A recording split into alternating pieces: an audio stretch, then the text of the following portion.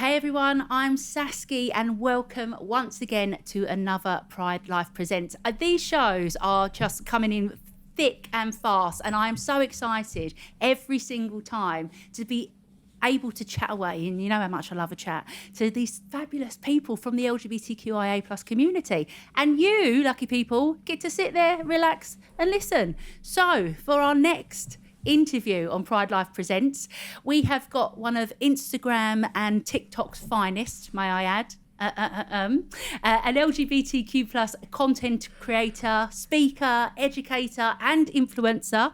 And I know he's got a lot to talk about this fabulous work that he does, but also someone who is out for creating and showing the positive side of trans life and being part of the LGBTQ plus community. I think something that is very refreshing and something indeed we all need to talk about. So please welcome Mr. Max Slack. Max, how you doing?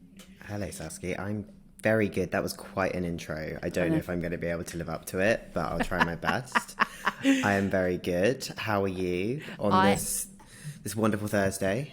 I know, this wonderful Thursday. It's like 4 seasons in one day from where I am in London. I've been locked in an office all day. It could be 30 degrees outside. I hope it is.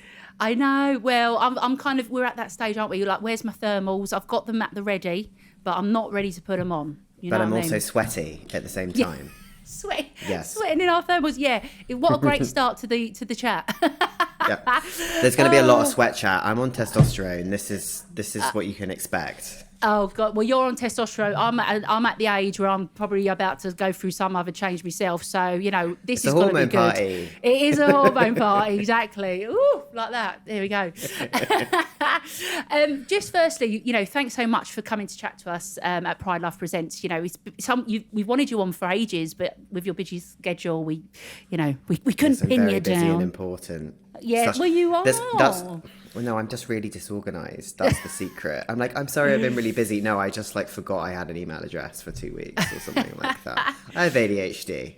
Well, you know, sometimes that can work for people. I'm very, very happy to be here. Thank you for bearing with me. No, it's all good. It's all good. So look, you do so many different things. You know, you, as again, designer, entrepreneur, content creator, speaker, educator. So all of these lovely strands make the Max Slack that we, and I'm sure of many more, make the Max Slacks that we are chatting to and that we see before us today. Have you always been someone who's been really quite creative, even from when you were maybe younger? What was you like kind of growing up in that respect? So this is a really interesting question. I was literally talking about this today because I was having a coaching session, because apparently that's something I do now. And I was saying, I feel like I'm at a point where I'm going back to all of these things where I was interested in as a very young child and that kind of got sidelined for whatever reason, and I'm finally going back to it. And it's something that a lot of trans people that I speak to have experienced, and particularly trans people who've come out, I'm going to say later in life, which is ridiculous considering I came out at 27, but that is considered older when you're coming out as a trans person. We mostly talk about kind of teenage and people in their early 20s. So I came out when I was 27. I started medically transitioning at 28. And what that means is that I'm now 30. I've been on testosterone for 2 years. I've had top surgery. And I do not know who on earth I am. There is this person that I've become, and I love him, and I'm so happy to be Max. But I was someone else for such a long time, and I wasn't the authentic version of myself for such a long time that I feel like I don't really know what my interests are. I don't know what I enjoy. I don't know what I want to do. And something that I talk about a lot, or I use this word all the time, I use the word thriving, because my view is that you have surviving and you have thriving. And most trans people are surviving. And I see myself as prior to transition as surviving. So I was doing all the things I had to do to survive. And I will say this, you know, I'm talking about this in an incredibly privileged way. I was never, you know, like on the poverty line, or I always had housing and fairly supportive parents. But from an emotional perspective, I was really just following the things everybody else was doing. So I got an education and I went to uni and I got a job and I had a girlfriend and I went out every Saturday night and I did all these things that everybody else was doing. And it wasn't bringing me the same joy. And I was like, okay, I guess this is like happiness. Everyone else must feel this way. Yeah. Turns out they didn't. And as part of that, I've now, I'm at this place in my life where I've had surgery and hormones, and that was very personal to me and something that I wanted to do, and I feel very settled in my life, and I'm suddenly at a point where I don't have to worry about all the basics anymore, and I get to think like, what would you like to do? And that's a really scary question. So for me, I'm going back to things that I used to enjoy that I maybe haven't had an opportunity to do as an adult, and a huge part of that is creativity, and I'm only just starting to work out how that comes into my life. Like, some of that is writing, some of that is visual stuff with Instagram. Like, I've started doing kind of digital art and drawings to do kind of infographics. Right. I do a lot of stuff on video. I write a lot of content for LinkedIn. Yeah, like you said, I do loads of different things. And I'm only just realizing how much joy that brings me and how much excitement that I've been missing out on by not having that as a part of my life. So, very long answer to a very short question. I think I have always been creative, but I'm not sure if I had the capacity to be creative until this point in my life. Yeah. And I think interesting as you talk about, that version of yourself, and that's something I think particularly within our community, we do always strive to be your true authentic self, best version of ourselves. And we are always growing in that. But I guess similar to what many people again may say within the LGBTQI plus community about maybe interesting how you're kind of going back, because the first time round you had maybe suppressed those parts of who you were, even though you talk about the privilege. But as we know, whether it's coming out around sexual orientation, gender identity, there are always parts we have to hide and suppress, and that kind of overshadows who we could have been at that point. So hugely. It makes a lot of sense, really. We hear a lot of people in the LGBTQ community as a whole talking about the idea of a second puberty or a second adolescence. And that rings true for so many people. Like, how many queer people in their mid-20s do you know that behave like 18-year-olds? Because we didn't get to be our authentic selves at 17, 18. We didn't get to be that person. So we get to completely redo it. And I think that takes on a whole new level for trans people, because you're even more in the closet at that point. You're even more trying to fit into this other space. And you also go through a physical puberty. So you end up in this really... how do I even put this? I'm a 30-year-old AFAB person, or, effectively a teenage boy in the body of a 30-year-old woman, which is very confusing for everyone involved. And I think, and I like to think that people are starting to recognize that. And one of the things that I love to talk about is the idea that there are no rules. And I think that queer people are really great at embracing this, because we start off and we're like, I have to be XYZ. And then we realize actually we don't, and we can be queer or whatever part of the community you identify with, and we can be trans. And that, there's quite a lot of research on how that actually seeps into the rest of your life, and how you will often take different paths, whether that's employment, whether that's family structure. And that can be so interesting. And I think that often when you meet a lot of creative people who are also in the LGBTQ community, that's why they've done so well, because they've actually had that expectation lifted from them. And I think it's really, really exciting. It can be quite scary, but it's also super exciting to realize actually all of these rules that I've been given are kind of optional, and I can pretty much do whatever I want. Yeah. And it's an exciting time in many ways. I mean, as we know, and I'm sure we will touch on it as well, we do know that, once again, particularly for the trans community, unfortunately, there's a lot of negative press again. There's a big media storm, and, it sometimes must feel like it never ends. However, the flip side to it, and I think I've even read stuff that you've talked about as well, and I know I've mentioned it before, sometimes the loudest voices are they're the smaller group. You can get people caught up in thinking, oh my gosh, everyone thinks like this. Everyone is so negative towards the trans community. But actually, I think people like, yourselves, or even we talk about Gen Z, I'm showing my age now and all that, aren't we? Whatever Gen letter you are, I know I'm not any of them. But anyway, the point is that there is a new turn, a new cycle of the way people think about gender, and it is breaking the boundaries, it is breaking barriers, and saying we don't have to conform, and we're not going to, which is, I think, is really positive in many ways. Hugely.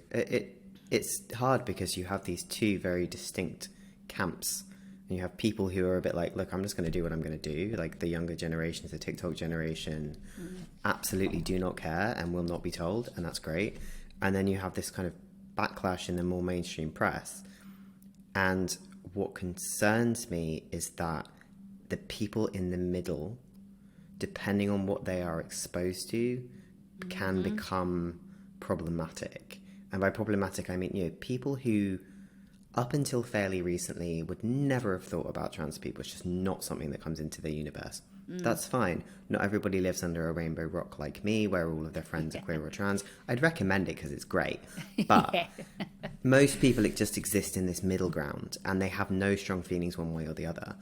And my concern with that is that they can just, they pick up a newspaper and not, like The Guardian, big media outlets that are putting forward these ideas, and it means that people who otherwise could be an ally or even just completely neutral are only really getting one very negative view. And I will not call it a debate because it is not a debate, but they get this very manipulated view, and then they kind of perpetuate that. And I had an example recently. I was running an internal session for a client on pronouns, and I was talking about how to use them and all those things. And one of the questions was, why is this being forced on us? And I decided I was like, okay, let's unpack that.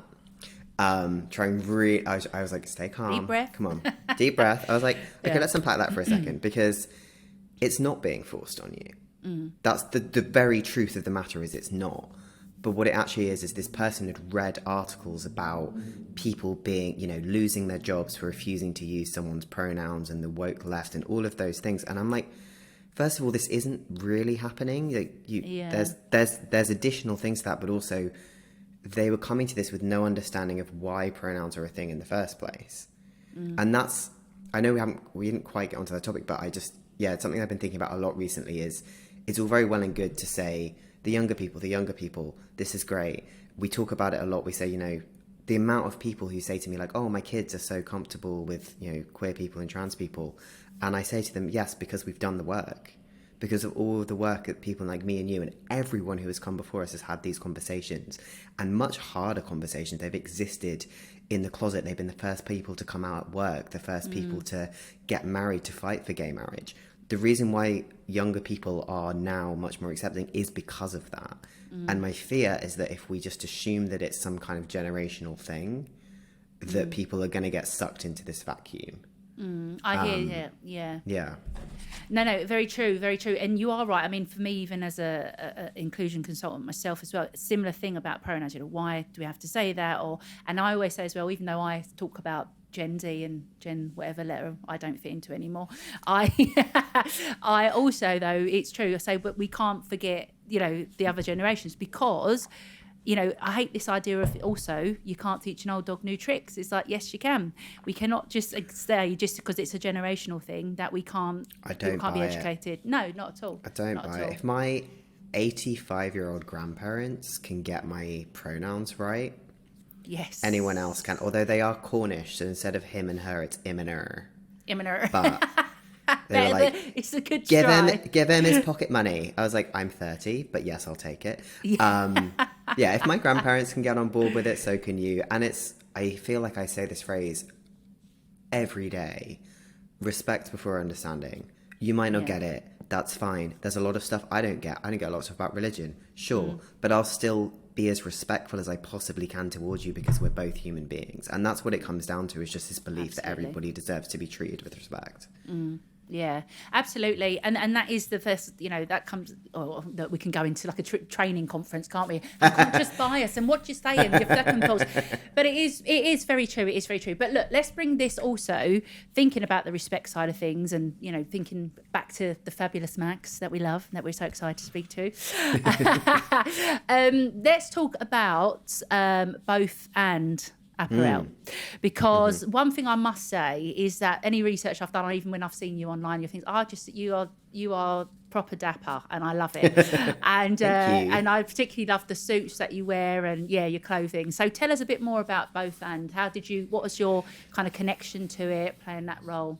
So Both and, for context of those listening, Both and is a non-binary transmasculine clothing brand, which effectively means that we make clothing which is designed for AFAB bodies, so assigned female at birth bodies, or maybe hormonally curvier bodies, whatever you want to call them, who want to have a more masculine silhouette and fit.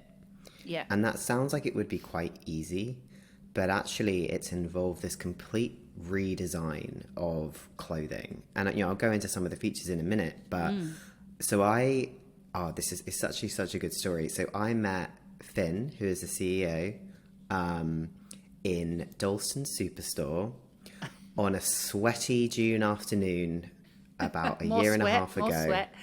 It was very sweaty. There's a lot of trans boys in that place. And I was actually on a date. And I said to the person I was on a date with, like, hey, let's go to this pop-up in Dalston Superstore. Ended up bumping into Finn. We had a massive chat about everything he was doing, and me and him we're almost exactly the same age. We started testosterone at the same time. We're basically trans twins. And I loved everything he was doing. I spent pretty much every penny I had on t-shirts that day. And this was like super early on in the Both And journey. Like they'd kind of just launched. Fast forward to earlier this year, I went freelance to do kind of content creation and speaking, and then got in touch and said, hey, come and do some work for us, come and help us figure out our content side of things, help us work with the community. And here I am. And a big part of what I do is trying to explain to people the idea behind Both And, because if you look at it, you're just going to think like, okay, that's like a fairly nice but quite expensive t-shirt. I get it. Yeah. And gender neutral brands as a whole are controversial, because a lot of big companies are like, oh, we have a gender neutral range, and it's like a grey hoodie. And I'm like, just because it's oversized, so true, doesn't mean that it's gender neutral. I mean, for the first thing, we're not gender neutral. We're not trying to be gender neutral. We're trying to solve a very specific problem. And I'll give you some examples. So we have a couple of different t-shirts. They all have different names, different people they're named after. Our main one is called the Finnegan. Do I have one behind me? Oh, please say yes. Yay! I'll show you the Franklin, because this is a good winter option. Okay. This is turning into like live TV selling, isn't it? I'm like, for yours for just $39.99. So this is the Franklin. It's a long sleeve kind of raglan t-shirt. So it's like good fit. I can even see the quality on that, and I'm not just saying it. Obviously, there'll be people listening, but we will have a YouTube version of this, so it's all good, Max. It's all good. So it's like thick cotton. It's all like sustainably, ethically sourced. All of the good stuff. Fab. Yes. But the main things for me are the features. So you've got high collar. So you're going to cover any kind of like binder or anything you're wearing underneath.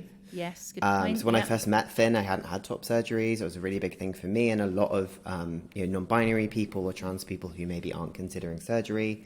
It's a good option. With the other thing you've got that I really like is you can see... God, never go into TV selling, Max. You're awful at this. You've got these slits at the side. You can see that. Yes, I can One is see slightly longer than the other. So if you think about a traditional sort of AFAB body, you've got like hips and some more weight kind of around the waist area. Yes. And that can be super dysphoria inducing for people. I know it's something that I find really, really difficult. If you are an AFAB person who's ever tried on a man's t-shirt or male whatever, who told you anyway?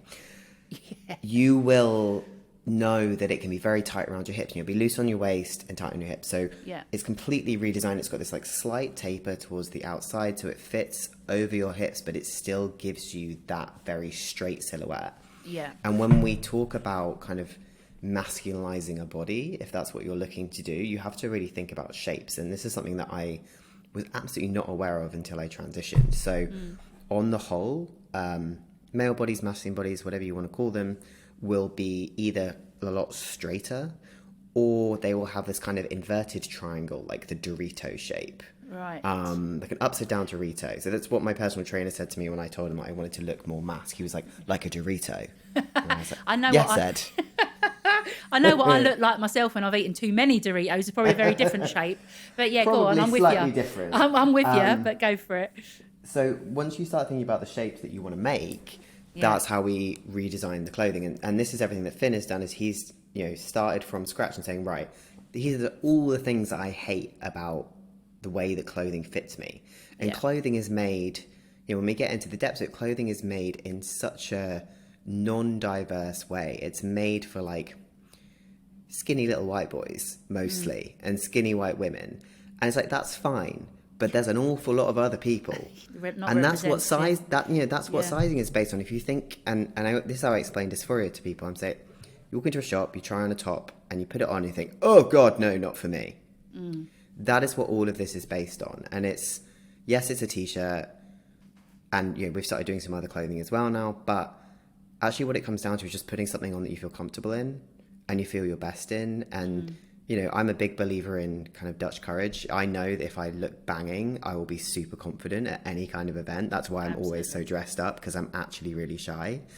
But if I've got a badass suit on, I'm like, I look great, everything's going to be fine. And I think that for me is the ethos behind both, and is that actually everybody deserves to be comfortable, everybody deserves to feel good, everybody deserves to have nice things. And something that I notice again and again with the trans community is that we don't believe that we deserve nice things, because we're not treated like that. We're not treated like we deserve even access to basic healthcare and rights, let alone, and I'm not talking about like luxury products, but just like clothing that fits and makes us feel good. Yeah, exactly. Decent employment, so it starts off with a t-shirt, but it really goes into kind of gender euphoria and comfort and being able to present yourself to the world in a way that you don't feel the need to shy away, which unfortunately a lot of trans people do.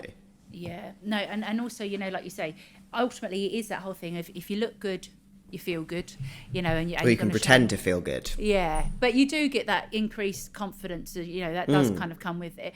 And as you say as well, this is what I also love about, what you seem to come across to do in my eyes, is that you are about that positive side of the trans community, because we do have often we hear the negative side, and that doesn't mean that doesn't exist, and that we shouldn't be aware of that, and we shouldn't also make sure we're talking about it. But there is the other side to queer life as well, and trans community included in that, of course, and it's about making sure that we are celebrating it, and something that I seem to think that you do so well. Yeah, I try and strike a balance, because I really don't like the whole like toxic positivity thing, and I think that can be super damaging for our community. So we have to talk about the difficult things, and that's why I bring up like politics and the media and the state of the UK. But you also have to the way I like to put it is quiet hope, like small things that happen around you. And you said it really well. You're like, they're often the loudest voices, but they're not the majority. And I think about a really emotional experience I had where I was running the stall for Not a Phase, which is a trans charity. I was running their stall at Essex Pride. It's Chelmsford, pretty random place to be, my first time in Essex. And we were just running a t-shirt decorating stall, people coming having a chat with us, like bringing their kids over. And over the course of the day, I saw so many parents kind of quietly bringing their kids, and I say kids, but anything from 10 to 18, and their parents were kind of just there looking a bit awkward, but their kids are like pride flags and like binary flags and trans flags, and you could tell that this was one of the first spaces they could just be themselves in. And their parents looked sort of like cautiously hopeful, because they could tell it was a safe space, but also just exhausted because it's been so hard. But I look at people like that who are not, these people are not huge queer advocates. They're not queer parents in their own right. They just had a kid who said to them, like, I don't feel good in this body, and they're supporting them and they're taking them to Pride. And when I feel really down, I try and think about those moments. And I also try and show it's not about doing really well or being successful or any of those things. It's just about a baseline of comfort and happiness. Nobody necessarily needs like loads and loads of money or an amazing marriage or whatever, but trans people deserve to just have a nice life like everyone else, and whatever that looks like for them. But the unfortunate reality is that a lot of people aren't. Trans people earn on average 60% less than cisgender people of the same age and economic background, which is insane when you think about it. So even just being able to say something like, hey, you can be trans and have a job. You can be trans and have a relationship. You can be trans and have a house. Those things are, they may not be accessible to you right now, but you are entitled to them. And there are people that want to help you do that. And it's not going to be as easy as if you weren't trans, but you can still have it. Yeah. And people need to know that. I needed to know that. And now I'm kind of there, and I'm saying like, hey, like this, I promise you this is not as far away as it seems. Yeah. And it's people like yourself, and as a role model as well, and someone you're truly living that to where as much as you can. Again, I think that is really important for people to see, particularly if they maybe are questioning their gender identity or transitioning or wherever they may be on that stage, on that spectrum. To know that there is that opportunity out there. And also, unfortunately, kind of touched on it a bit, but there's not always your chosen family. Your family is your chosen family, rather, that can help. And knowing that those people are out there, so it is important. I mean, what's been the kind of response then, if I'm assuming you would have had, from the trans community, particularly, around clothing and having this now option for people to go, finally, I've someone who understands more and someone who can go, right, I've been through it and let's try and work with you to make it better.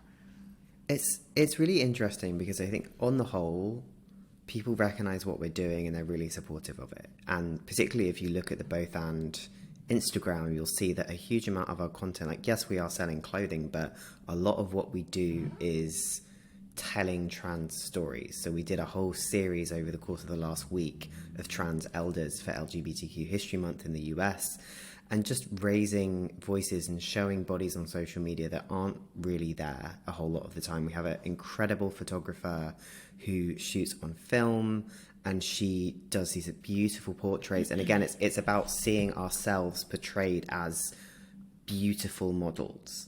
It's not just a token trans person in the media. It's like all these trans people just living their best lives. The issue that we run into is cost, and it's always going to be cost, because we are creating a bespoke, beautiful product that's incredibly well produced, but it's expensive, and we know that, and we're looking at ways to produce for lower income trans people who need to access our products. We give away product, we do top surgery fundraisers, we try and do as much as we can.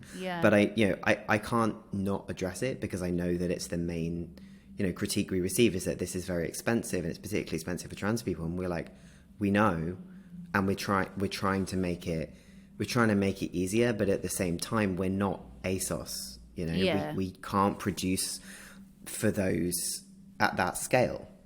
But it is really difficult on the whole. And what we always say to people is, someone looks at it and they think like, oh, that's a lot of money for a t-shirt, or this is a white t-shirt, what's so special about it? And we say, try it on. Just try it on and tell me how you feel, because that is the thing. And it's super personal to me, because I spent such a long time wearing men's clothing that I got so used to things not fitting.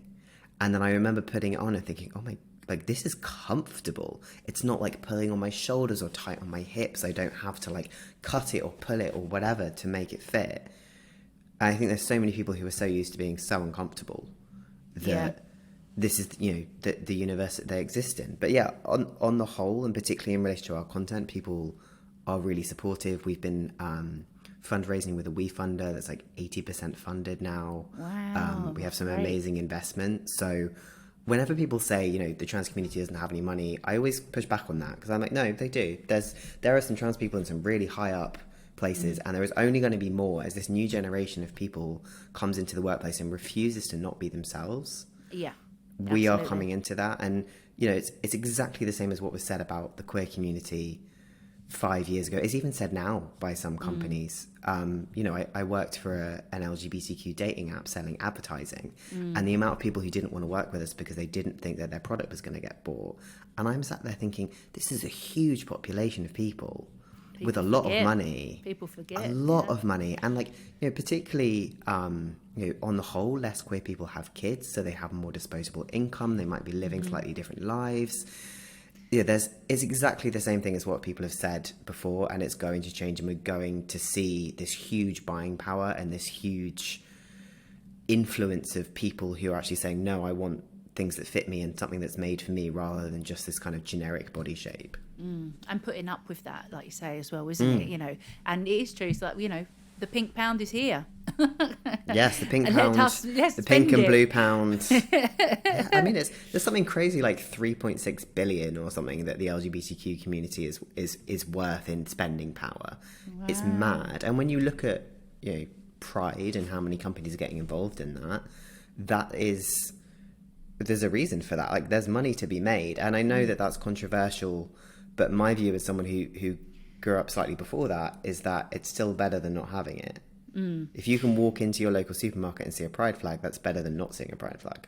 Yeah, I know what you mean. I think sometimes, you know, it's that whole thing of, you know, all press, good, bad press sometimes. Yeah, and tokenism and pinkwashing. Yeah, of course. I mean, and you know, at the same time, again, come even similar work for what you're doing as well. I'm very much about working with organisations to stop the pinkwashing and everything else. But like you say, maybe...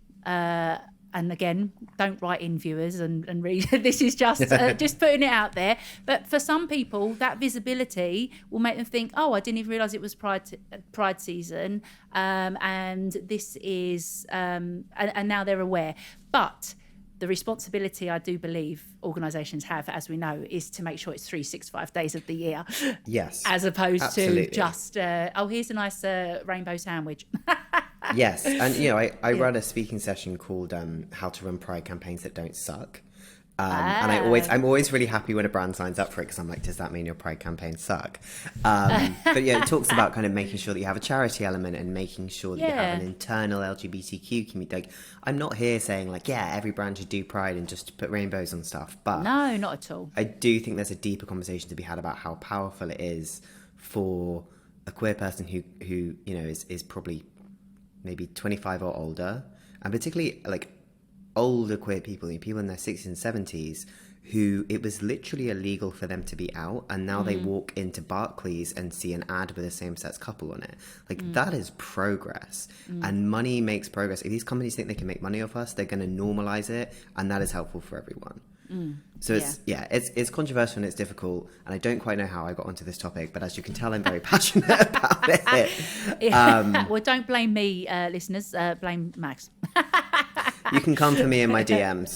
Yeah. Well, no, I don't think it's anything negative, actually. I think it's just, actually, you've got to look at the whole picture, and there's certain elements to it. You know, ultimately, we need visibility 365 days of the year. We know that. And every step working towards that, I feel, which I hear from what you're saying, is a step of progress. It's just making sure we have no steps backwards and keep pushing it forwards, isn't it? In doing that. As an influencer, because obviously you're, you know, particularly more so with the TikTok and Instagram. Which one? Well, actually, I don't want to say what's your favourite, but because TikTok, oh God, now that's controversial. Isn't it? Getting you in a lot of trouble. I mean, I have an interesting relationship with TikTok. Am I allowed to You talk about it? You say what you want to say. It's all yours. So we're going to get very social media managery technical here. Okay. So I've been on Instagram for a really long time. I was like the Tumblr generation. So okay, right. I moved from Tumblr to Instagram, had it for ages, and I have you know, fairly big following, really nice community. And then there's TikTok. And TikTok can be great. I am not like, it can do some great stuff, but the way that the TikTok algorithm works is that it throws your content in front of people who wouldn't really seek it out. Right. And that's why people get such big reach on it. You know, you see these videos with like millions of views and you're like, great. The problem with that is that there is very little safeguarding. So yes, you know, the goal of TikTok, if the goal of TikTok is to go viral, my videos go viral and I'm like, oh God. Because what that means is a couple weeks of really vicious hatred from people who have really, you know, they're not, you know, adjacent to the queer community. It's just like popped up on their feed and they see it. And, you know, I've been called some horrible things on TikTok. I came off it completely for a while because I just did not feel safe. And yes, I know people say, oh, you know, you don't have to read the comments, blah blah blah, and I'm like, no, nobody should have to read these comments. Yeah. And I don't know what the answer is, because I think that TikTok is a really powerful tool for educating. It's a really powerful tool for reaching people who wouldn't be in your orbit. I'm sure you'll understand this as an educator. We can end up screaming into a void. We can end up in this echo chamber where we're like, trans people should have rights, and all the other trans people are like, yeah. And there's no cis people there at all, or there's no straight people there at all. So we have to be able to access these people.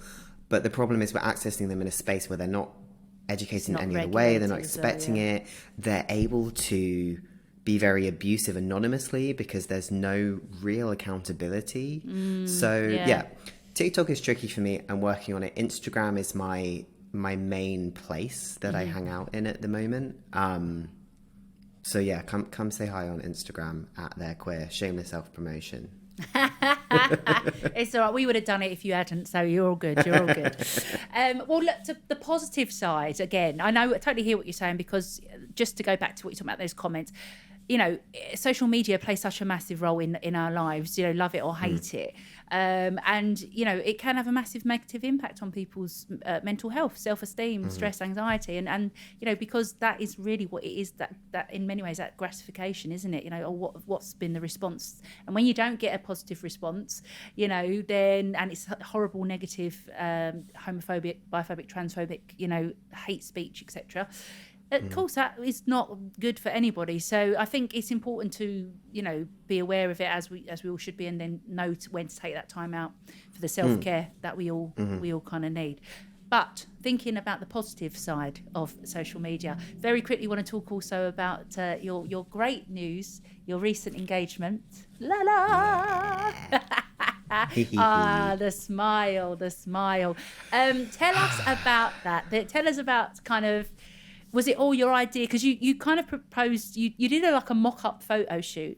Am I right? Or tell us how it happened. I'm giving you a version of events. So I decided I wanted to propose to Laurie in about May. So I was planning it for a while, and I reached out to a photographer friend of ours, Steph. I love you, Steph. I love you too, Steph. She's bloody brilliant. LGBTQ wedding photographer. Yay. And she'd shot us before, and I was like, right, here's my plan. I want to propose to Laurie, and I want it photographed, but I want it to be a surprise. Yeah. So I kind of say to Laurie, I'm like, oh, Steph's going to come down and shoot us, no big deal. We're just going to do some stuff on the beach, whatever. And that's that's something that happens a fair amount in our house. So it's not that weird. Yeah. Go off, find the ring. I'd been given instructions, so Laurie is a vintage aficionado. She mostly only really wears kind of 20s and 30s clothing. Okay. So, as you can imagine, very specific. 1920s original Art Deco, square, not round, not too big, gold, diamond, sapphire, and emerald. Okay. That does not exist. I looked for it. Doesn't exist. I was thinking Google. Yeah, I mean, me trawling through Etsy every single night when she's asleep. She's like, what are you doing? Nothing. Don't look at my phone. Having an affair. Because it got so suspicious. Honestly, I don't know how she never twigged it. But so I managed to find the ring, got it resized, got it sent, hid it, bought a ring box. And it was so weird because I couldn't really tell anyone. I told my best friend, but that was it. And Steph. And then it came around and it was our anniversary that we were shooting on. And we woke up in the morning and Laurie had got me a card and she gave me a ring box. And I looked at it and I thought, you better not. Babe, no. I opened it. Beautiful signet ring. She was not proposing. I was like, okay, good. Do a few shots at the house, kind of ease into it. And I was like, I want to do a fish and chip shoot on the beach. We live in Hastings. Yeah. That was one of our first dates, fish and chips on the beach. Oh, nice. Go and get some chips. Went into the chippy. And I was like, I need you to give me one bag of chips and one empty bag that looks like it's got chips in it. And he was like, what is, and this is a very busy Saturday in the summer. And this guy was just like, mate, stop messing me around here. So I went, I'm proposing and I'm hiding the ring in the bag. And he was like, okay, I don't care. So Still. gives me these chips and he kind of fakes this other bag. We go and find somewhere on the beach. We're shooting and then I I take the bag of chips off her and give her my bag, which has the ring in it. What's really funny is that if you watch the video, she's like, "Oi, don't take my chips," because she was really hungry. So she thought I was nicking her chips. And then she looks in it, and the video is hilarious. Am I allowed to swear? Because she swears in the video. I guess you can. Yes. Prior warning, everyone, I'm about to swear. So I gave her the bag, and there's an audio recording of this on my Instagram. She goes, "What's that?" And I was like, "Open it." And then she pulled it out, and I took the ring box out and opened it, and she just goes, "Fuck off," which is my favourite response. And I was so surprised that was her response. Yeah. That I just start laughing. I'm pissing myself. She's crying. Yeah. And she's like, "Are you serious?" And I was like, "No." Yeah, obviously. Like, I took everything I had not to say that. I was like, "Yeah, I'm serious." And then she starts crying and realised what's happening. But yeah, I will never be so smooth in my whole life. I've never pulled off something that good. I never will again, but it was fully worth it. Can recommend. Well, listen, congratulations from you. us all at Pride Life Presents. Does it feel any different now you're engaged? You still having chips? Still having chips on the beach. I mean, like, no, because I've known I was going to marry her like 10 minutes after I met her. You know, I was like, I need to lock this down. It feels really nice. It feels nice to kind of to plan it and to think about it from that perspective, but it just makes sense. And it's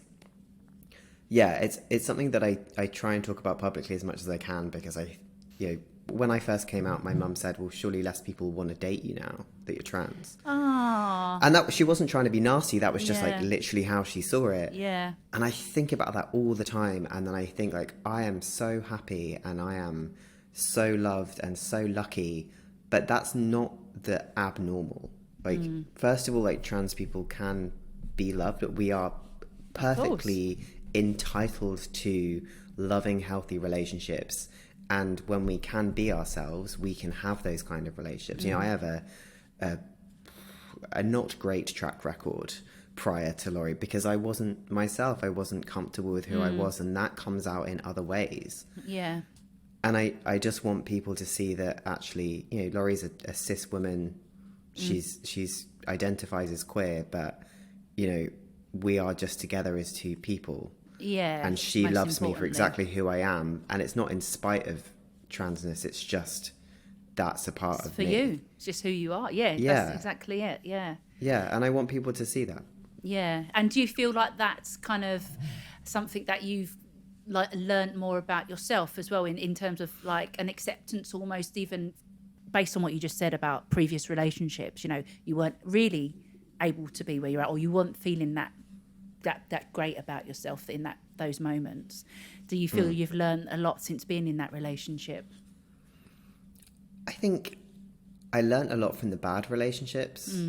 I learned what I would and wouldn't put up with or deal with, what I wanted.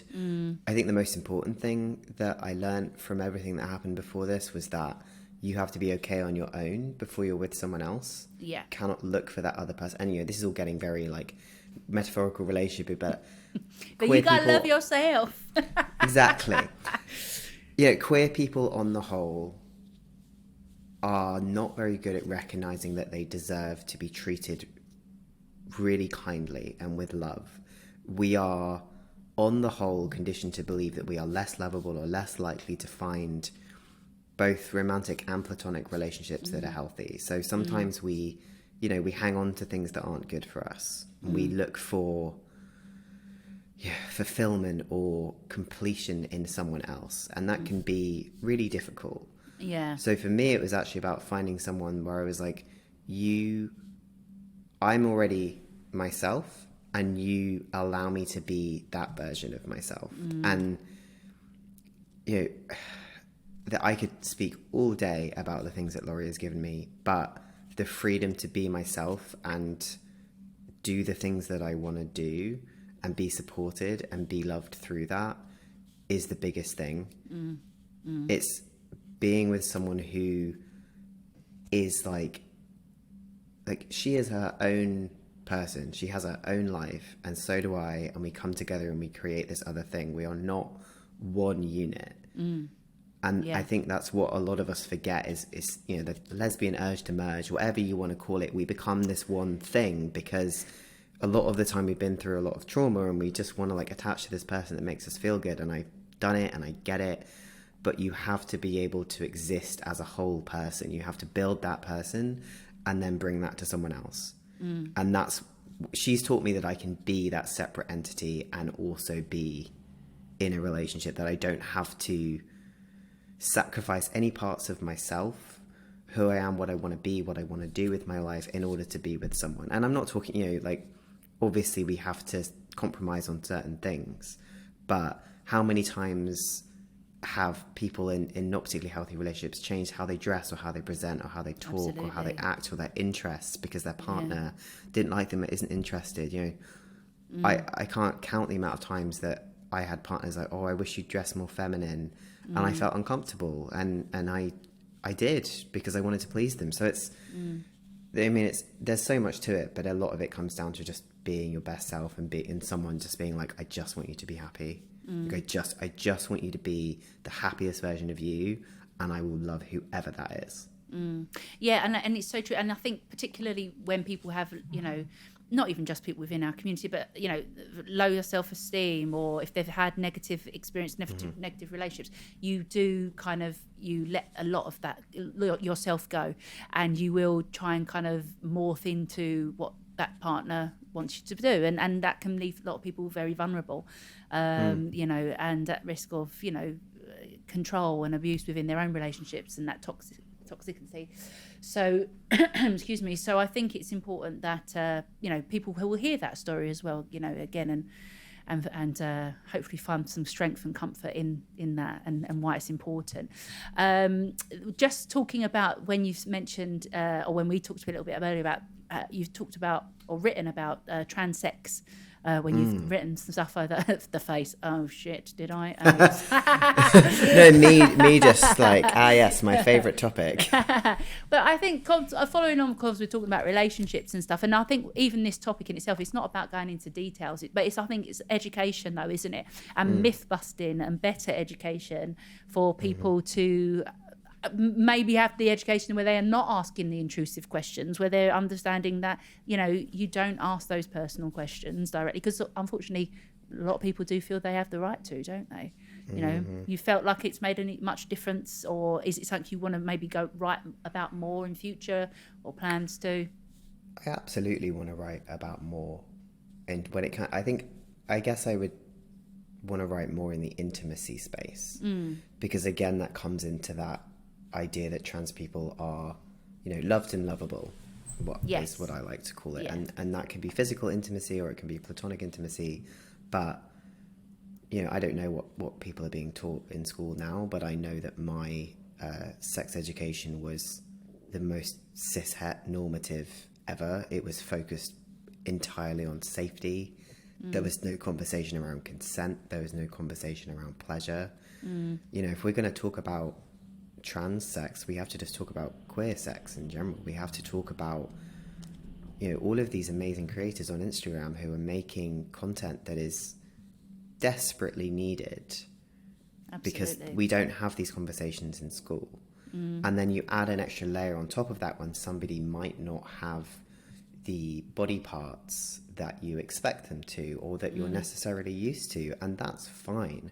Nobody expects anyone to go into any situation just knowing what to do. And this is one of the things that's so problematic about, the porn industry, for example. I'm not necessarily against the porn industry, but I would love to see some porn that shows someone having a consent conversation. Is this okay? Absolutely. Would you like it if I did this? Are you comfortable with this?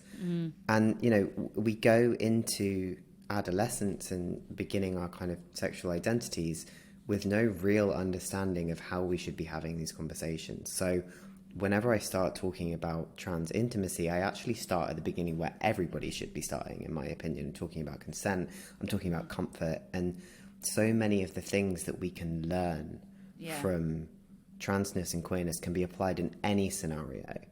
You know, most trans people, if you were going, you know, you're dating a trans person and you're going to spend the night at their house, really the main thing you just need to do is like, can you tell me about what you're comfortable with? What do you like? Yeah. What's the big no for you?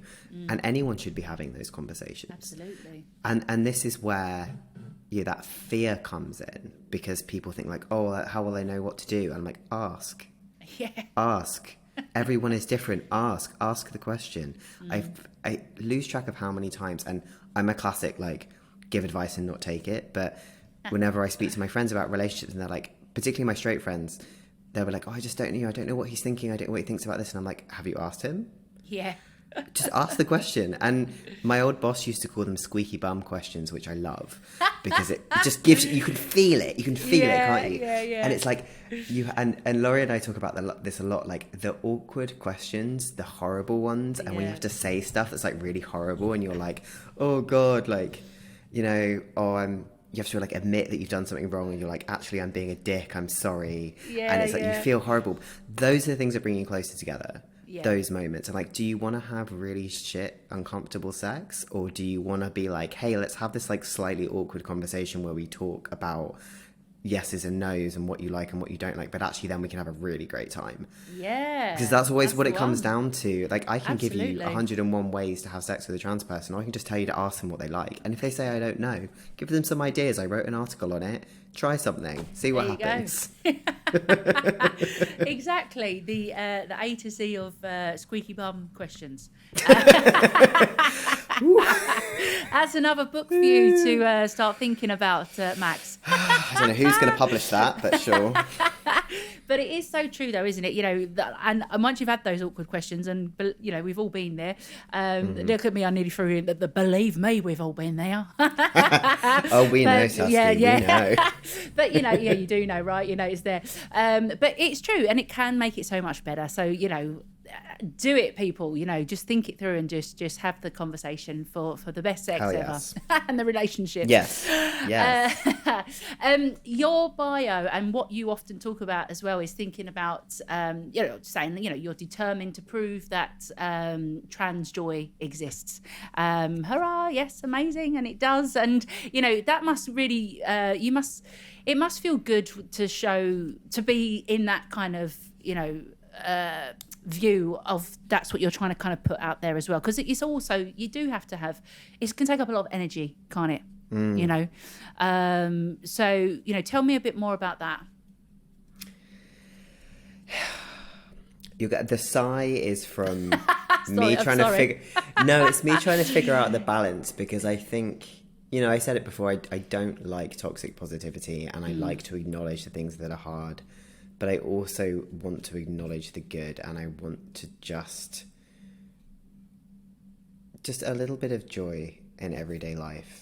I spent such a long time thinking, I'm doing everything else that everyone else is doing, and I don't seem to be happy, but maybe this is just what happiness feels like. And now I look back on that point in my life and I'm like, babes, you had no idea. You had no idea how fucking amazing your life is going to be. Yeah. I am so happy. I like wake up excited for the day. I never thought I would have this. Like, I thought I would be dead by the time I was 30. Yeah. Like, and I don't, you know, I always say like being like trans people on the internet saved my life, or being trans saved my life. And I don't necessarily mean that in a morbid kind of suicide-esque kind of way, although I think it's very important to acknowledge that it is, you know, suicide and mental health in the trans community is a huge issue that we need to tackle. But actually for me, it's about understanding who I was, but being able to be that person, because it wasn't that I was hugely depressed. I don't have that traditional narrative of, oh, I always knew I was in the wrong body. Some people do, and that's very valid, but actually that narrative is not super helpful for people who didn't know that. I don't necessarily feel like I was born in the wrong body. I don't know, mixed it up. I don't know. But being able to see other people living this life was really powerful for me. And now I'm in this position where just existing is controversial as a trans person. You know, I'm speaking at an event next week, and I'm talking about travel as a trans person, which is a very new topic to the industry. You might have seen that Virgin Atlantic changed their gender policy or their uniform policy, which is huge. And the travel industry is so old-fashioned, and I'm going to speak at an event about it, and I was thinking about my points, and I realized that actually one of the it's like, what do we need to do for trans people? What do trans people need to see in the travel industry? And I was like, they need to see themselves, because people don't realize that this is something that's accessible for them. And I see travel is a form of joy. You can have so many joyful experiences in that. And even just, again, I said it so many times in this podcast, but you can have nice things. You deserve to go abroad. You deserve to have a passport with your right gender marker on it. You deserve to be treated with respect wherever you go. You deserve to feel safe. And I often forget that it doesn't have to be super complicated. It doesn't have to be like waving a trans flag everywhere. It can literally just be saying like, hey, I went to Spain and it was really nice and I didn't get like shit for being trans. That was it. I took my shirt off on the beach. That was it, because that's where we're at, and it's so simple, but it brings me a lot of joy to do. And when I get really tired and I get really burnt out from, I did 17 different speaking sessions for Pride this year, and then just didn't speak for about 3 days. I think we all had lockets. Yeah, literally, the first week of July is just like queer week of rest. Like, leave them all alone. They're tired and hungover. It's just not something that we get to see that much, and the media is not helpful with it. So if I can put a little bit of like positivity out there and show people that they'll be okay, it sounds super cheesy, but it's kind of what I needed to see. If I'd have seen, if I was 15 again and saw this guy like living his best life, I'd be like, that might be me. Yeah. And I would have figured stuff out a lot earlier, and it probably would have been a lot cheaper.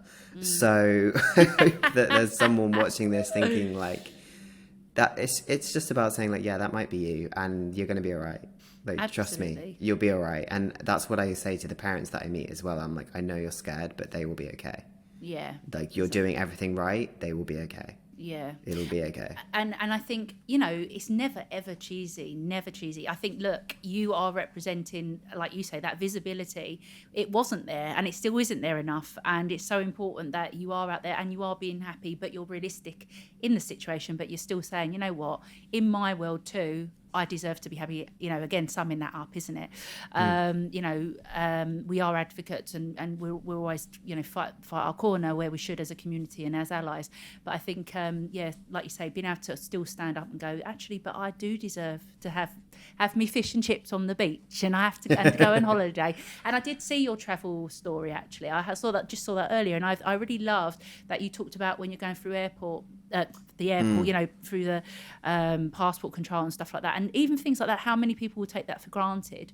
If you do have to get searched, and thinking about what you might say so it's not such a awkward situation, and preparing some trans people almost as well. I think that's really, really important. I think there's a lot of things about being trans that cis people don't think about. And I don't mean that in like an ignorant way. I just have so many conversations where I explain something and someone goes, oh, I had no idea. Because it's just not something that you come across. And, if you're thinking about airports, so those body scanners that you go in where you put your arms up, so they have to pick a gender for you. So you go in and you put your arms up, and they literally press male or female. And then if you've got a part of your anatomy that maybe doesn't match up with that, it's going to flag. Yeah. And that can happen for a lot of people. And that can be an uncomfortable conversation. And you are really in that situation. You are anything from, you could be in a country where you speak the language and you can explain to people, and maybe they've been trained, and maybe you're protected by law against hate crime or discrimination, which in the UK you are, but unfortunately even then a lot of them don't have training. Yeah. Or you can be on the other side of the world. I got into a horrible situation in Singapore airport because they thought I was a guy, and this was pre-transition. They gendered me as male, but my passport said female, so they thought my passport was fake. Right, yeah. And in those scenarios, you're like, there is no protection for you in that country. So it's some of it is safety, and some of it's just saying, right now, with the way the world is, part of traveling is going to be uncomfortable for you. However, it is worth it, and we're going to give you some tips for doing that. Something that I'm working on at the moment is a project called Trans and Traveling, where I'm creating a website with loads of resources, loads of experiences with one of my friends. And something that we're going to do is these little cards that are going to be translated into as many languages as we can find, or that we can get people to do, that will say, I'm trans, my body scan may show up XYZ. If you would like to search me, please can we go somewhere private? And we're going to have a lot of different options, and people can print them off and take them with them, so that when they're in that situation, they feel like they've got a backup and they feel like they can communicate. And we cannot guarantee people's safety. We cannot guarantee it's not going to be uncomfortable, but it might be slightly less uncomfortable if you're prepared for it. Yeah, absolutely. And I think it's such a great idea and so important. And again, you know, ultimately you're empowering people when they've got those options, you know. And again, that will hopefully encourage people to travel more, people from the trans community in particular who would have avoided things for that. So I really do love that. Just before we kind of start thinking about, you know, because I always say this, I chat to people all day and all night. I could be here for hours. It's a true story. I really can. So sometimes wish there was like more time. But just one thing I do want to talk to you about as well, gender euphoria. We've seen it, you know, within the community. What does it mean to you? Tell us a bit more, maybe for those listening, watching, might not even heard of the term before. So from a definition perspective, gender euphoria is the opposite of gender dysphoria. Gender dysphoria being the feeling of discomfort that you get from not feeling that you match the way you look or the way that you are being gendered by someone. And unfortunately in this country, the way that you kind of are allowed to medically transition is you have to be diagnosed as having gender dysphoria, which is problematic in many ways, but that's another podcast at another point. Yes. So the kind of opposite of that is gender euphoria. And the best way that I can describe that is if you think about a time where you put on a piece of clothing and you were like, oh, I look good. Like you looked in the mirror and you were like, yes, this is for me. I think you must have that a lot, Max. Mr. Dapper, come on now. But you would be surprised at how long I take to get ready. That's all I'm saying. It's that moment where you think like, yeah, I see myself. Yeah. I see myself and I look good, and this is how I want to present myself to the world. And you know, that's kind of the baseline definition. For me, gender euphoria is about being comfortable with myself to the point that I don't have to always think about being trans. Yeah. And this is what I always say. I'm like, if there's a trans agenda, which is a phrase that we hit all the time, well, I'm like, can someone tell me what it is? Because I don't know. But if there is one, it is for trans people to just exist without always having to think about the fact that they're trans. Yeah. So being in public and worrying about going to the bathroom, all of the travel stuff we've just talked about, literally wondering about how every single person is going to perceive you. You know, I spent whatever part of my transition where, you know, sometimes people would gender me as male, sometimes people would gender me as female in public. And it's just, you're just there constantly expecting somebody to be nasty to you, to treat you differently, to stare at you, to hurt you. Yeah. And that's horrible. And actually, it means that a lot of trans, and particularly non-binary people who maybe aren't medically transitioning, or trans people who aren't medically transitioning, end up in this really uncomfortable space where it's really, really hard to socialize and exist and work and go outside and feel confident. So to me, gender euphoria is about just being able to exist and get on with whatever else you want to do without having to think about it. And I feel that very strongly when I'm in queer spaces, particularly in trans spaces, and you kind of stop. I always use the neurodivergent term masking. You stop putting anything on and you're just yourself and you're just comfortable with who you are and you're accepted as that person and you feel safe. And to me, that's a broader definition of gender euphoria, because that's not about passing, which I hate as a phrase anyway, but it's not about fitting into a box. It's not about reaching somebody else's expectations. It's just about being happy with who you are and feeling comfortable and being able to be that person. It's those kids at Pride covered in pride flags, knowing that they're safe You know, it's that kind of just comfort and joy in getting on with your life. Yeah, that authenticity as well for you, isn't it? Yeah. Yeah. Hugely, yeah. Yeah, I love that. I love that. Well, in before again, the final question. Ta-da! It won't be our final question, Max. I just know it. But for today, thinking about that future, you know, and this might sound very obvious, but you know, what is your hope for the trans community in the future in terms of, you know, I guess, well, obviously, you know, equity, inclusion, you know, no transphobia, of course. But based on what you're doing as well, you're obviously, you know, you're working towards creating that positive kind of stance on things. Yeah, I mean, I guess if you take it all outside of, you know, there's always going to be something going on, but I would like to see trans inclusion become a much more mainstream expectation in the same way that LGBT inclusion is starting to become. And I by no means think that, you know, we're not done with queer inclusion as a whole. Yeah. We are, you Yeah, know, of course, if yeah. you know, heterosexual people are here and queer people are here, trans people are like off the screen, like we're in the other room. So I would love to see trans people kind of catching up, and that works in two ways. It's social attitudes, but it's also about legal and political representation.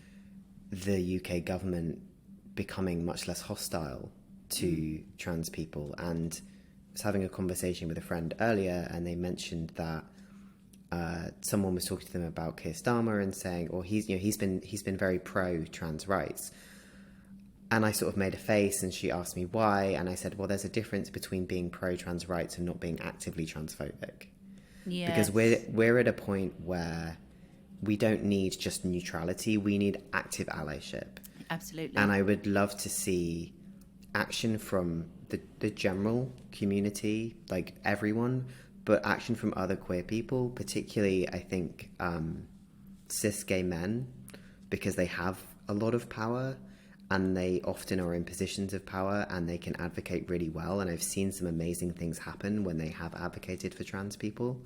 So I would love to see anyone with any kind of, you know, allyship and power using that to help trans people. And I would love to see that represented in social attitudes, and then backed up with legal changes, protections, support, expectations, healthcare. You know, there's so many places I don't know where to start, but it begins with a recognizing trans people as human beings who deserve respect and access to the same things that everybody else has. I will leave you with a very quick anecdote, which is when I first told my GP in London that I was trans, and I was already starting hormones, and I happened to mention it in a different appointment, and he said, oh, okay, can you send over any paperwork you have on that, because we don't get any training. And at the time, I was like, yeah, of course, thank you so much for asking. And then I came off the call and I reflected on it. I thought, how, like, as a cis person or anyone who isn't trans, you went to the doctors and you mentioned something that you had, any kind of medical thing, and they were like, we didn't get any training on that. Yeah. You would be like, ooh, okay, that's painful for me. And, you know, that's what I want to see. I want to see a trans person going to their doctors and their doctor being educated and respectful and helpful. The end goal is for trans people to not to have to always think about being trans. And right now, that happens about 5% of the time. Yeah.